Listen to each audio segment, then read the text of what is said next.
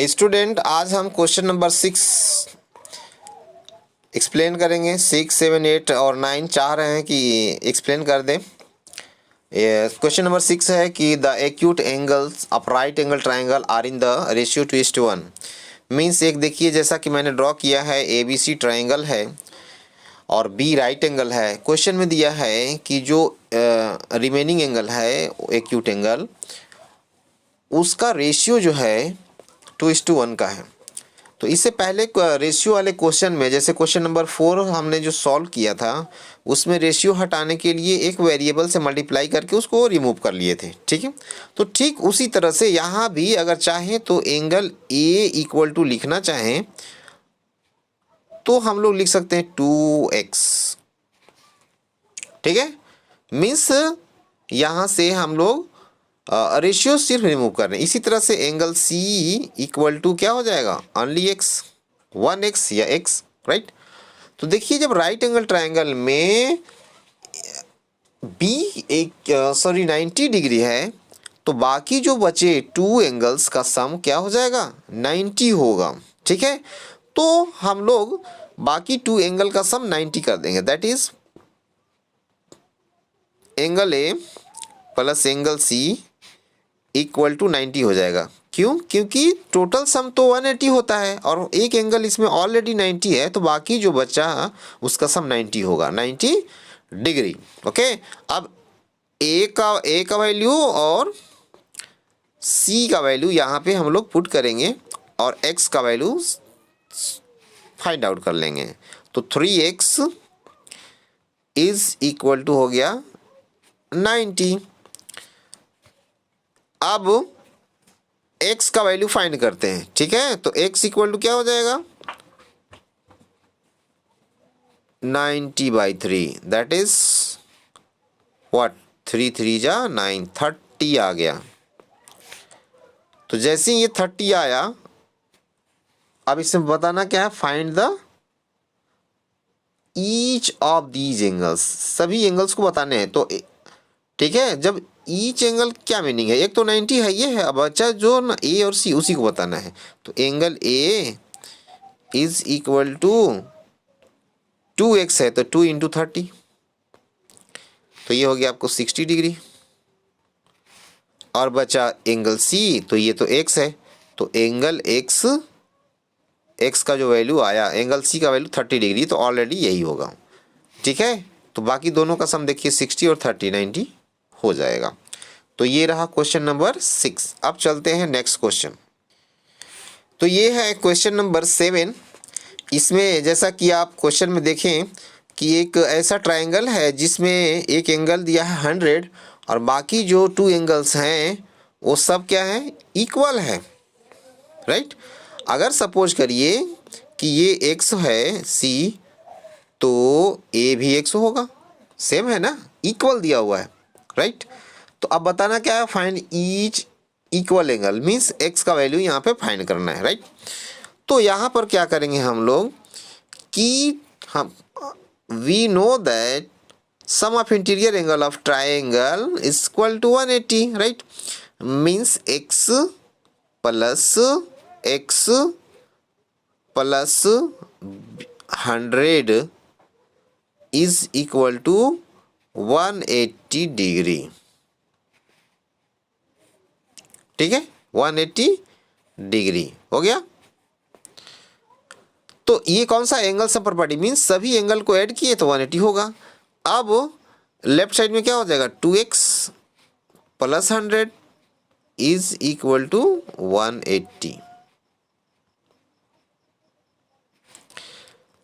2x is equal to क्या हो जाएगा, 180 माइनस 100, और 2x इज इक्वल टू हो जाएगा 80 डिग्री सब्ट्रैक्ट करने के बाद। देन x इक्वल टू 80/2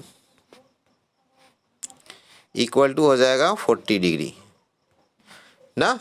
जो x का वैल्यू क्या आ गया, 40 डिग्री। तो ये हो गया आपका क्वेश्चन नंबर 7। ये काफ़ी इजी था। चलिए अब हम नेक्स्ट क्वेश्चन नंबर 8 की तरफ चलते हैं।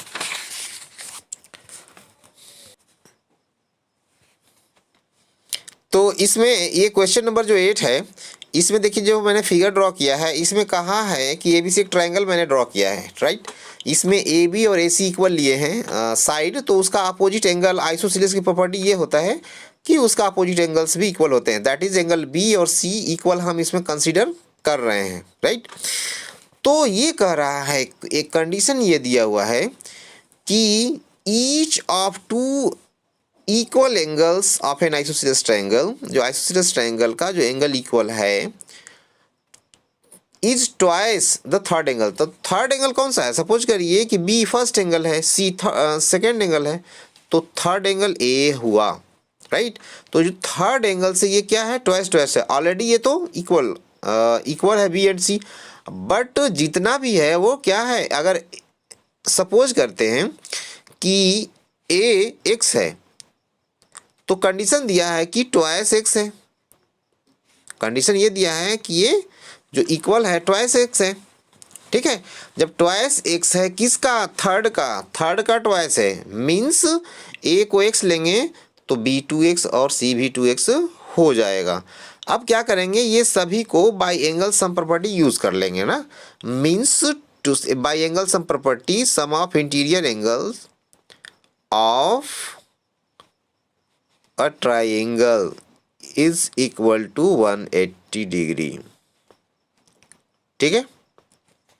तो ये मैंने डायरेक्ट यूज किया कि 2x प्लस x सभी को ऐड करेंगे तो 180 होना चाहिए, क्यों? ट्राइंगल के इनसाइड में इंटीरियर एंगल है, तो सभी को ऐड करेंगे लेफ्ट साइड में, तो आ जाएगा आपको 5x इज इक्वल टू 180 और x equal to 180 divided by 5,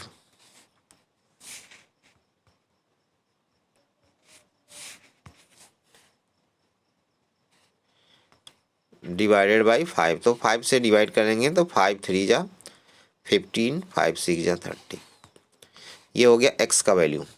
जैसे ही x का वैल्यू आया, बट हमें फाइंड क्या करना है? Find the angles of triangle.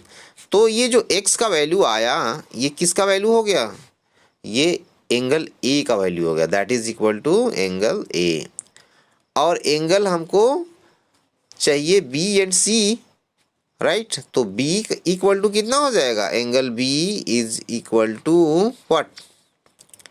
Angle B is equal to क्या है? 2x।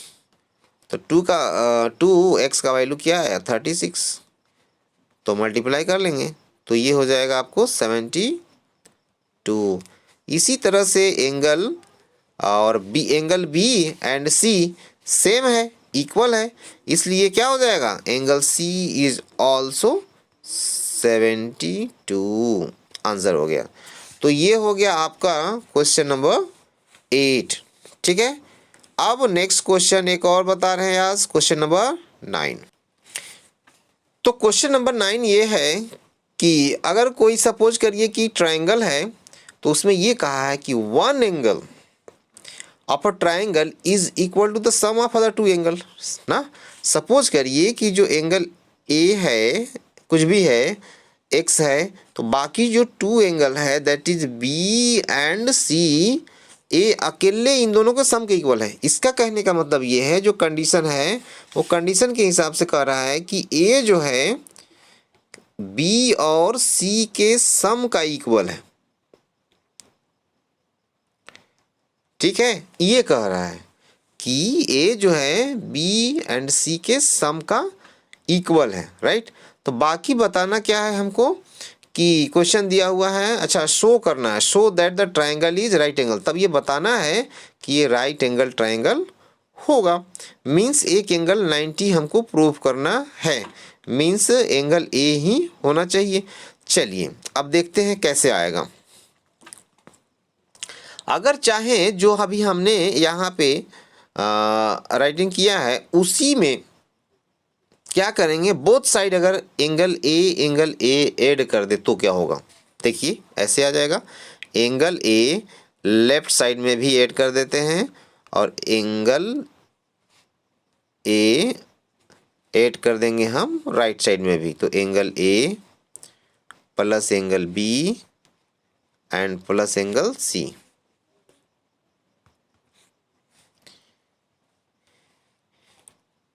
Angle B plus angle C. देखिए किसी भी ट्रायंगल में ऑल इंटीरियर एंगल का सम क्या होता है 180। That is angle right side में देखिए ए प्लस बी प्लस सी आ गया, मीन्स 3 एंगल्स हो गए। इसका मीनिंग है कि 180 होना चाहिए। और लेफ्ट साइड में क्या हो जाएगा angle A plus angle A 2 times of angle A is equal to हो जाएगा राइट साइड में 180। क्यों? क्योंकि इंटीरियर एंगल का सम किसका किसी भी ट्रायंगल का 180 होता है। तो angle A is equal to 180/2। तो 180/2 क्या आ जाएगा 90। सिंपल सी बात है। तो यही तो बताना था कि वो एंगल 90 होगा, तो ये 90 प्रूफ हो गया। इस तरह से आपको क्वेश्चन को सॉल्व करने हैं। तो मैंने अभी टोटल 4 क्वेश्चन आपको बताया। तो इस 4 क्वेश्चन में और भी जो भी बचा हुआ एक्सरसाइज का क्वेश्चन, तो आप लोग बताएं कि कौन कौन क्वेश्चन आपके लिए टफ हो रहा है, तो हम उसको एक्सप्लेन करने की कोशिश करेंगे। Okay, thanks.